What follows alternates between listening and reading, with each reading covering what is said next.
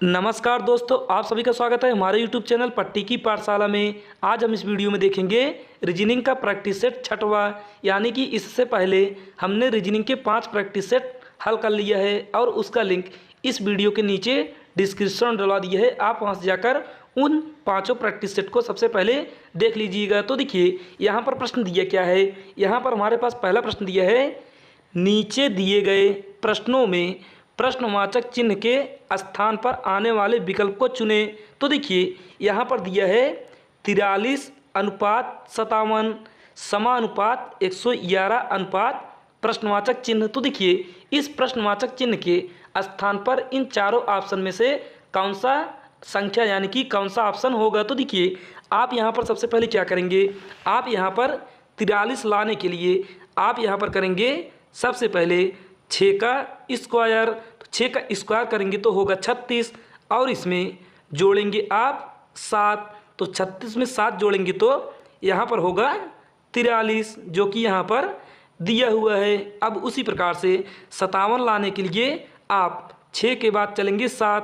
तो यहाँ पर होगा 7 का करेंगे स्क्वायर। तो 7 का स्क्वायर करेंगे कितना होगा 49। अब देखिए यहाँ पर जोड़े थे 7, तो यहाँ पर जोड़ेंगे 7 के बाद 8। तो यहाँ पर हो जाएगा 8। अब 49 में 8 जोड़ेंगे तो यहाँ पर होगा 57, जो कि हमारे पास यहाँ पर दिया हुआ है।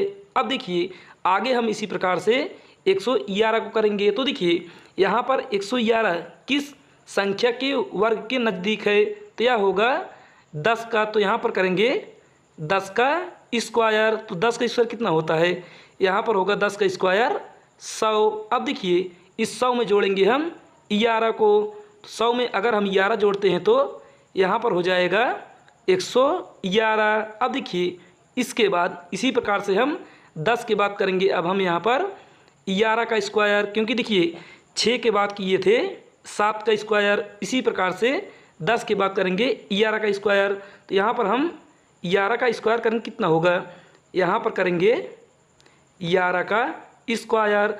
अब उसमें जोड़ेंगे हम प्लस कितना, यहाँ पर जोड़े थे 11, तो यहाँ पर जोड़ेंगे हम 12। अब देखिए 11 का स्क्वायर करेंगे तो होगा 121 और 121 में 12 जोड़ेंगे तो यहाँ पर हमारे पास प्राप्त होगा 133। तो देखिए 133 आपके किस ऑप्शन में दिया है, तो यहाँ पर हमारे पास ऑप्शन नंबर बी राइट उत्तर हो जाएगा। तो फिर चलिए अब हम देखते हैं प्रश्न संख्या दूसरे को। तो देखिए दूसरा प्रश्न यहाँ पर क्या दिया है, यहाँ पर हमारे पास दूसरा प्रश्न दिया है, यदि WORTHY शब्द के प्रत्येक अक्षर को वर्णमाला के क्रम में बाएं से दाएं की ओर व्यवस्थित किया जाता है तो कितने अक्षर अपरिवर्तित रहेंगे। तो देखिए आपको यहाँ पर सबसे पहले लिखना है WORTHY,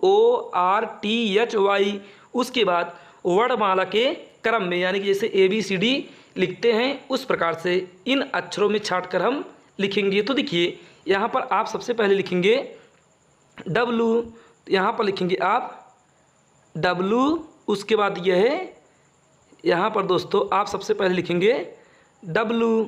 अब उसके बाद यहाँ पर दिया है O, तो यहाँ पर लिखेंगे O।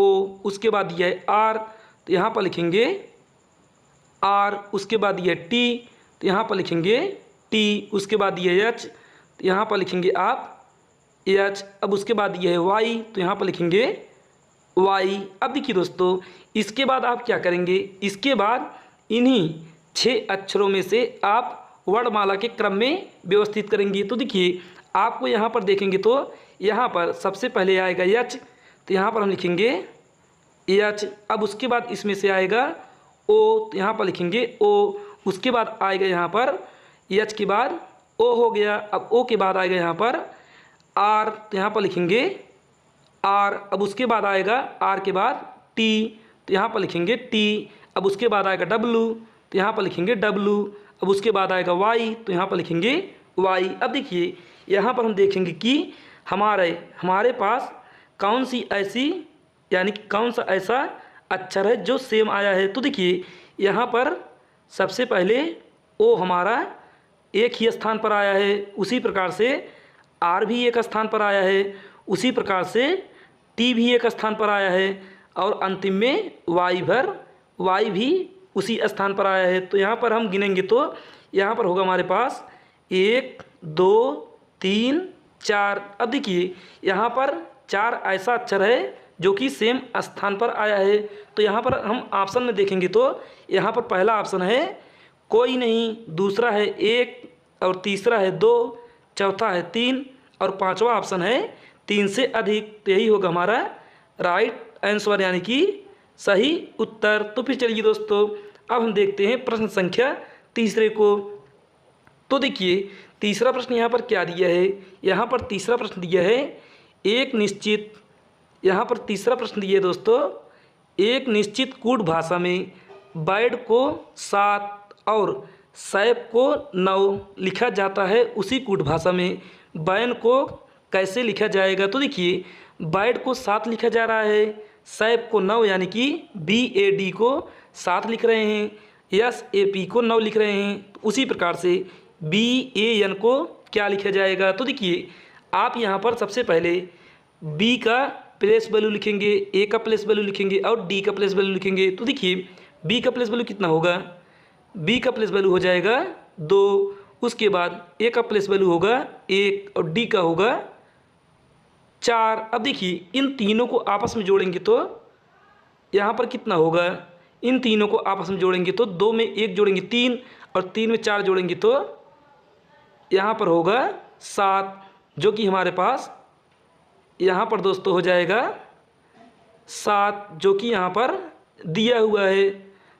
यहाँ पर 7 हमारे पास दिया है। अब इसी प्रकार से हम SAP को लिखेंगे तो S का प्लेस वैल्यू कितना होगा, S का प्लेस वैल्यू होगा 19, A का होगा 1, P का होगा 16। अब देखिए इन सभी को हम टोटल करेंगे तो इन सभी के बीच में हम प्लस का चिन्ह लगाएंगे तो कितना होगा, 19 में 1 जोड़ेंगे तो यहाँ पर होगा 20 और 20 में अगर हम 16 जोड़ेंगे तो यहाँ पर हो जाएगा 16 और 20 36।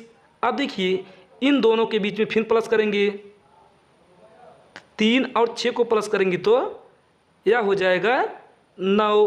तो यहाँ पर हमारे पास 9 दिया है। अब इसी प्रकार से हम बैन को हल करेंगे तो देखिए B का प्लेस वैल्यू होगा 2 और A का होगा 1 और N का होगा 14। अब देखिए इन सभी को टोटल करेंगे कितना होगा, यहाँ पर इन सभी को टोटल करेंगे तो 2 में 1 जोड़ेंगे 3 और 14 में 3 जोड़ेंगे तो यहाँ पर होगा 17। अब देखिए इस 17 को भी हम 1 और 2 यानी कि 1 और 7 को जोड़ेंगे यानी कि सिंगल डिजिट में। तो यहाँ पर हम 17 और 1 को यानी कि 7 और 1 को जोड़ेंगे तो यहाँ पर होगा हमारे पास 8। तो देखिए 8 हमारे किस ऑप्शन में दिया है, तो यहाँ पर 8 हमारे ऑप्शन नंबर A में दिया है, यही होगा इसका राइट आंसर। तो फिर चलिए अब हम देखते हैं प्रश्न संख्या चौथे को। तो देखिए चौथा प्रश्न यहाँ पर क्या दिया है, यहाँ पर चौथा प्रश्न हमारे पास दिया है P और Q भाई हैं, P S का पिता है, R Q का एकलौता पुत्र है और U से विवाहित है, U S से कैसे संबंधित है। तो देखिए आप यहाँ पर सबसे पहले क्या लिखेंगे, आप यहाँ पर सबसे पहले लिखेंगे P और Q भाई हैं। तो देखिए P और Q भाई हैं तो यहाँ पर हम लिखेंगे P भाई हैं तो एक लाइन दिखाएंगे और यहाँ पर लिखेंगे Q। तो देखिए दोस्तों P और Q भाई हैं तो यहाँ पर हम क्या करेंगे, P को दर्शाएंगे वर्ग से, क्योंकि अगर पुरुष होगा तो उसे दर्शाएंगे हम वर्ग से और महिला होगा तो उसे दर्शाएंगे हम वृत्त से।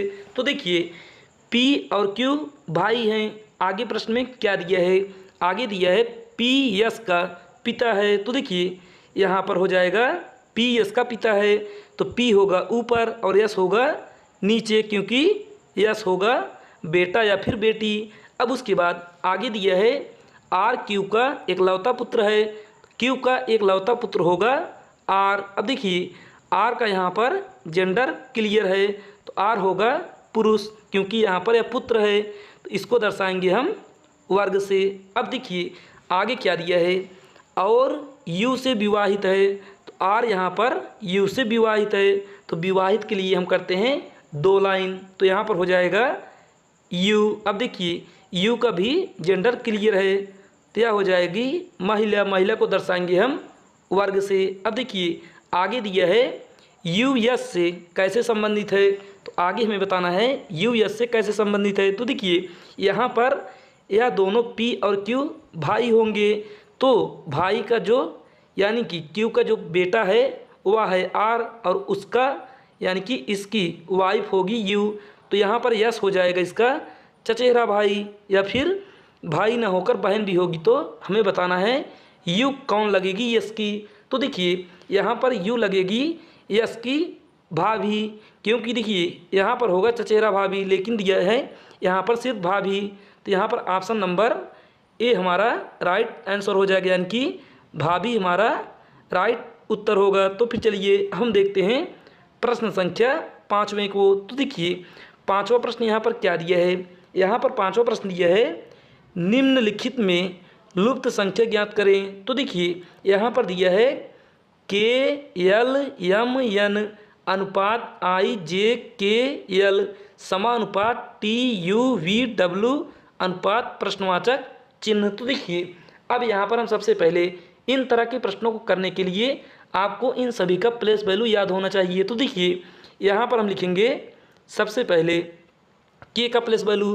के का कितना होगा, के का प्लेस वैल्यू होगा 11। उसके बाद लिखेंगे यल का, तो यल का होगा 12। उसके बाद लिखेंगे यम का, तो यम का होगा 13। उसके बाद लिखेंगे यन का, तो यन का होगा 14। अब उसके बाद लिखेंगे अनुपात आई का, तो आई का होगा यहाँ पर 9। उसके बाद लिखेंगे जे का, तो जे का होगा 10। उसके बाद के का 11। उसके बाद एल का यहाँ पर हो जाएगा 12। अब देखिए इसमें क्या यानी कि इसमें कौन सा नियम लगा है। तो देखिए यहाँ पर 11 से हो रहा है 9। यहाँ पर हम देखेंगे तो यहाँ पर 11 से हो रहा है 9, यानी कि माइनस यहाँ पर -2 हो रहा है। उसके बाद 12 में -2 करेंगे तो होगा 10। उसके बाद 13 में -2 करेंगे तो यहाँ पर होगा 11। उसके बाद 14 में -2 करेंगे तो यहाँ पर होगा 12। अब देखिए इसी प्रकार से हम टी यू वी डब्ल्यू को लिखेंगे। तो देखिए टी का प्लेस वैल्यू कितना होगा, टी का प्लेस वैल्यू होगा 20, तो यहाँ पर लिखेंगे 20। उसके बाद यू का होगा 21। उसके बाद वी का होगा 22। उसके बाद डब्ल्यू का होगा 23। अब देखिए इन सभी में हमें दो माइनस करेंगे, तो 20 में अगर 2 माइनस करेंगे तो यहाँ पर होगा हमारे पास 18, और 21 में 2 माइनस करेंगे तो यहाँ पर होगा 19, और 22 में 2 माइनस करेंगे तो यहाँ पर होगा 20, और 23 में 2 माइनस करेंगे तो यहाँ पर होगा 21। अब देखिए 18 का प्लेस वैल्यू कितना होता है, 18 का प्लेस वैल्यू हो जाएगा यहाँ पर आर, और 19 का प्लेस वैल्यू होगा यस, और 20 का हो जाएगा टी, और 21 का होगा यू। अब देखिए दोस्तों ऐसा ऑप्शन यानी कि ऐसी संख्या, ऐसा अक्षर आपको किस ऑप्शन में दिखाई दे रहा है, तो यहाँ पर ऑप्शन नंबर डी में हमें यह पूरा लेटर दिखाई दे रहा है RSTU, तो यही होगा इसका राइट आंसर। तो फिर चलिए दोस्तों अब हम देखते हैं प्रश्न संख्या 6 को। तो देखिए 6वां प्रश्न क्या दिया है। यहाँ पर 6वां प्रश्न दिया है निम्नलिखित में लुप्त संख्या ज्ञात करें। तो देखिए यहाँ पर प्रश्न दिया है 5, 11, 17, 23 और खाली स्थान, फिर 41। तो देखिए आप यहाँ पर सबसे पहले क्या करेंगे, आप यहाँ पर सबसे पहले 5 में जोड़ेंगे 6 को, तो यहाँ पर होगा 11। उसके बाद 11 में जोड़ेंगे 6 को, तो यहाँ पर होगा 17। फिर 17 में 6 जोड़ेंगे तो होगा 23, और 23 में 6 जोड़ेंगे तो कितना होगा, 23 में 6 जोड़ेंगे तो यहाँ पर होगा दोस्तों, अगर हम 23 में 6 जोड़ेंगे तो यहाँ पर होगा 29। उसके बाद 29 में अगर 6 जोड़ेंगे तो कितना होगा, 29 में अगर हम 6 जोड़ते हैं तो यहाँ पर हो जाएगा हमारे पास 35, क्योंकि 29 में अगर 6 जोड़ेंगे तो होगा 35। जो कि यहाँ पर 41 दिया हुआ है, तो यह नियम हमारे इस वाले सीरीज में नहीं लगेगा। तो देखिए हम यहाँ पर दूसरा नियम क्या लगाते हैं, तो यहाँ पर हम दूसरा नियम लगाएंगे। यहाँ पर हम दूसरा नियम यह लगाएंगे कि यहाँ पर देखेंगे अभाज्य संख्या, यानी कि अभाज्य संख्या में यह सीरीज चल रही है। तो देखिए 5 और 11 के बीच में एक अभाज्य संख्या है, वह होगा 7। उसके बाद 11 और 17 के बीच में एक अभाज्य संख्या है, वह होगा 13। और 17 और 23 के बीच में एक अभाज्य संख्या है, वह होगा कितना, 17 के बाद 19। अब उसके बाद 23 और इस खाली स्थान के बीच में ऐसा एक संख्या जरूर आएगा जो होगा अभाज्य। तो देखिए 23 के बाद कौन सी संख्या होगी, 23 के बाद अभाज्य संख्या हो जाएगा 24, 25, 26, 27, 28, 29। तो यहाँ पर दोस्तों 29 नहीं लिखेंगे, क्योंकि 29 हमारा यहाँ पर हो जाएगा। अब देखिए 29 के बाद कौन सी अभाज्य संख्या है, 31, तो यहाँ पर होगा 31। अब देखिए इसके बाद 31 और 41 के बीच में एक अभाज्य संख्या होगा, वह है हमारे पास कितना होगा, वह हो जाएगा 31 के बाद 32, 33, 34, 35, 36, 37, तो यह हो जाएगा 37। अब देखिए दोस्तों यहाँ पर हमारे पास खाली स्थान के स्थान पर खाली स्थान पे आया है 31, जो कि ऑप्शन नंबर सी हमारा राइट उत्तर होगा। तो फिर चलिए दोस्तों अब हम देखते हैं प्रश्न संख्या 7 को। तो देखिए 7वां प्रश्न यहाँ पर क्या दिया है, यहाँ पर 7वां प्रश्न दिया है, यदि यल दर्शाता है गुणे को, यम दर्शाता है भाग को, पी दर्शाता है धन को, क्यू दर्शाता है ऋण को, तो 16p 24m 8q 6m 2l3 बराबर क्या होगा। तो देखिए आपको यहाँ पर लेटर के स्थान पर, यानी कि ABCD के अक्षरों के स्थान पर इन सभी गणती यानी कि गणती सिंबल को रखना है। तो देखिए आप यहाँ पर सबसे पहले क्या लिखेंगे, आप यहाँ पर सबसे पहले लिखेंगे 16, तो यहाँ पर लिखेंगे आप 16। उसके बाद यहाँ पर दिया है P, तो P का यानी कि P दर्शाता है किसको, प्लस को, तो यहाँ पर लिखेंगे हम P प्लस 24। उसके बाद यहाँ पर दिया है यम, यम दर्शाता है भाग को, तो यहाँ पर हो जाएगा भाग। उसके बाद दिया है 8, तो यहाँ पर लिखेंगे 8। उसके बाद दिया है क्यू, क्यू दर्शाता है माइनस को, तो यहाँ पर हो जाएगा माइनस। उसके बाद दिया है 6, तो यहाँ पर होगा 6। उसके बाद यम दर्शाता है भाग को, तो यहाँ पर फिर हो जाएगा भाग। और उसके बाद 2। अब यल दर्शाता है गुणे को, तो यहाँ पर हो जाएगा गुणे। और उसके बाद ये 3, तो यहाँ पर होगा हमारे पास 3। अब देखिए अब इसी को हम सरल कर लेंगे तो हमें राइट उत्तर पता चल जाएगा। तो देखिए इसे हल करने के लिए हमें बॉडमास का नियम आना चाहिए। तो देखिए बॉडमास का नियम कहता है कि सबसे पहले हम भाग को हल करेंगे। तो देखिए इसमें भाग दिया है 24 भागे 8, तो देखिए 8 से काटेंगे 24 को, कितनी बार जाएगा, यह जाएगा 3 बार। उसके बाद 2 को काटेंगे 6 से, यानी कि 6 को काटेंगे 2 से, कितनी बार जाएगा, यह जाएगा 3 बार। अब देखिए अब इसे हम क्या करेंगे, यहाँ पर दिया है 16, तो यहाँ पर होगा 16, बीच में प्लस है तो प्लस। उसके बाद यहाँ पर दिया है माइनस, तो यहाँ पर होगा माइनस, और गुणे 3। अब देखिए इसके बाद हम हल करेंगे गुणे को। तो देखिए 3 का गुणा 3 करेंगे तो यहाँ पर आएगा 9, और आगे माइनस है तो माइनस।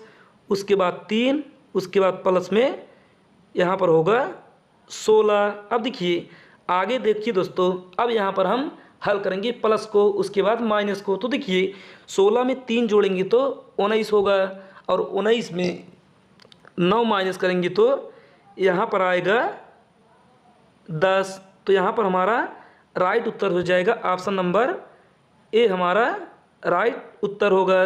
तो फिर चलिए दोस्तों अब हम देखते हैं प्रश्न संख्या 8 को। तो देखिए 8वां प्रश्न यहाँ पर क्या दिया है, यहाँ पर 8वां प्रश्न दिया है, निम्न में से कौन सा आरेख न्यायाधीश, चोर और अपराधी के बीच में सही संबंध को दर्शाता है। तो देखिए यहाँ पर 4 ऑप्शन दिया है। इन चारों ऑप्शन में हमें बताना है कि सही वेन डायग्राम कौन सा होगा। तो देखिए यहाँ पर देखिए सबसे पहले हम बनाएंगे न्यायाधीश को।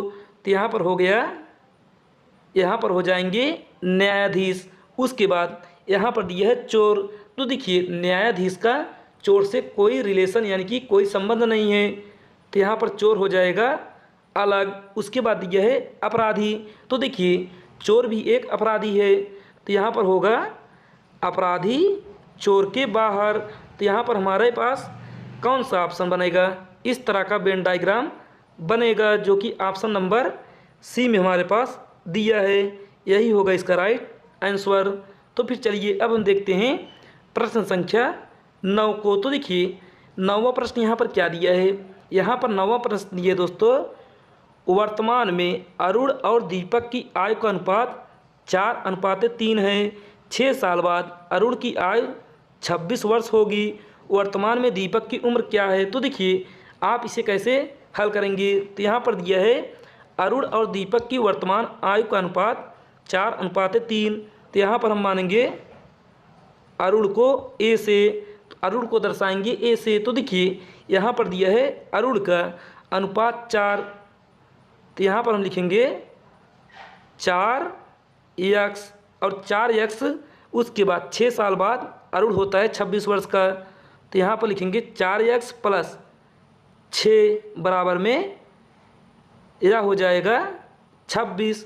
अब उसके बाद इसे हल करेंगे तो यहाँ पर आएगा 6 को भेजेंगे इस साइड, तो यहाँ पर आएगा 4x बराबर 26 में 6 घटाएंगे तो यह होगा 20।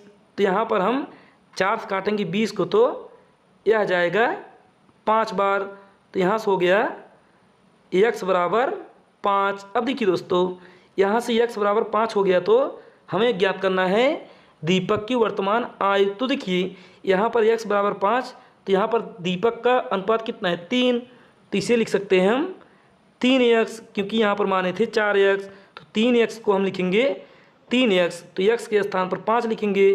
तो यहाँ पर हो जाएगा 3 × 5। तो 3 का गुणा 5 में लगाएंगे तो कितना होगा, 3 का गुणा 5 में करेंगे तो यह हो जाएगा 15, जो कि हमारे ऑप्शन नंबर ए में दिया है। यही होगा इसका राइट उत्तर। तो फिर चलिए दोस्तों अब हम देखते हैं आज का आखिरी प्रश्न यानी कि 10वां प्रश्न। तो देखिए 10वां प्रश्न यहाँ पर दिया है कथन में। 10वां प्रश्न दिया है दोस्तों कथन में, ए सभी कुर्सियाँ किताबें हैं और बी में दिया है सभी किताबें टाई हैं। तो देखिए इसे हम कैसे दर्शाएंगे, इसे हम वेन डायग्राम से बनाएंगे। तो यहाँ पर सभी कुर्सियाँ, तो यह हो जाएगी अंदर वाली कुर्सी, तो इसे हम दर्शाएंगे सी से, क्योंकि चेयर। और उसके बाद सभी कुर्सियाँ किताबें हैं, तो किताब हो जाएगा इनके ऊपर, इसे दर्शाएंगे हम के से। तो उसके आगे दिए क्या है, सभी किताबें टाई हैं। तो देखिए किताब के ऊपर हो जाएगा टाई, तो यहाँ टाई को दर्शाएंगे टी से। अब देखिए दोस्तों हमें बताना है कि निष्कर्ष में कौन सा सही है। तो देखिए यहाँ पर पहला निष्कर्ष दिया है कुछ टाई किताबें हैं, तो कुछ टाई किताबें हैं। तो देखिए अगर दोस्तों आप बाहर से अंदर जाएंगे तो सभी का नियम लगाएगा, और अगर आप बाहर से अंदर जाएंगे तो कुछ का नियम लगेगा, और अगर आप बाहर अंदर से बाहर आएंगे तो सभी का नियम लगेगा। यानी कि फिर सुनिए, अगर आप बाहर से अंदर जाएंगे तो कुछ का नियम लगेगा, और अगर आप अंदर से बाहर आएंगे तो सभी का नियम लगेगा। तो देखिए यहाँ पर पहला निष्कर्ष क्या दिया है, कुछ टाई किताबें हैं, तो कुछ टाई किताबें हैं, तो यह हमारा राइट उत्तर हो जाएगा, यानी कि पहला हमारा सही होगा। तो अगला दिया है कुछ टाई कुर्सियाँ हैं, कुछ टाई कुर्सियाँ हैं, तो यह भी हमारा सही हो जाएगा, यानी कि यहाँ पर दोनों निष्कर्ष सही है। तो यहाँ पर ऑप्शन होगा